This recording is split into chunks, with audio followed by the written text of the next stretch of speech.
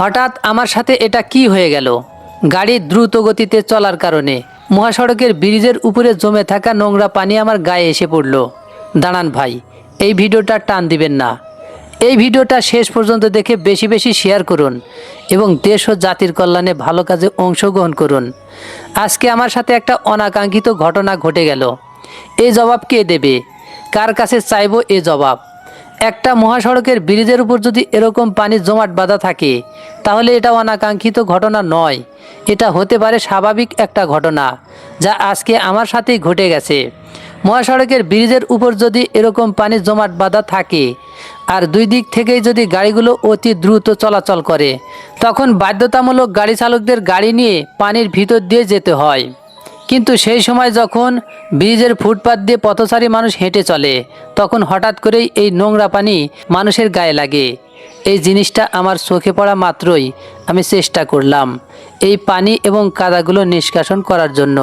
তবে তার আগে একটা কথা বলে রাখি, আমরা যখন দেশ ও দেশের মানুষের জন্য চিন্তা ভাবনা করে এই সমস্ত মানবিক কাজগুলো করে মানুষকে নিরাপদ একটা সড়ক উপহার দেওয়ার চেষ্টা করি, তখন কিছু কিছু মানুষ এসে বাজে মন্তব্য করেন।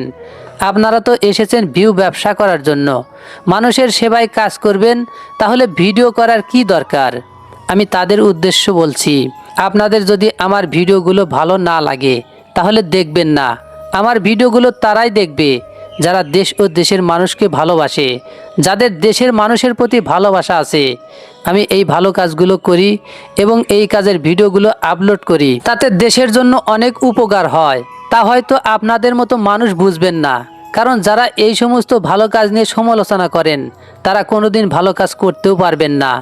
আমরা যখন এই ভালো কাজগুলো করি এবং সেই কাজের ভিডিওগুলো সোশ্যাল মিডিয়ায় আপলোড করি, তখন আমাদের দেখে অনেকেই এই ভালো কাজের প্রতি আগ্রহীত হয়ে এই কাজগুলো করে।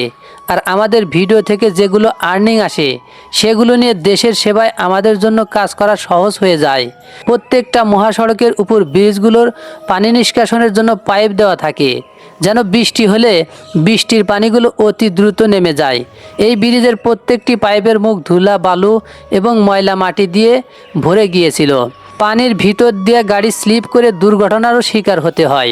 তাই সেই কথাটি চিন্তা ভাবনা করে আমি অতি দ্রুত কাদামাটিগুলো পরিষ্কার করে দিয়ে পানিগুলো নিষ্কাশনের ব্যবস্থা করার চেষ্টা করছিলাম, কিন্তু পাইপের মুখগুলো একদম ভরে যাওয়ায় পানি বের হচ্ছিল না।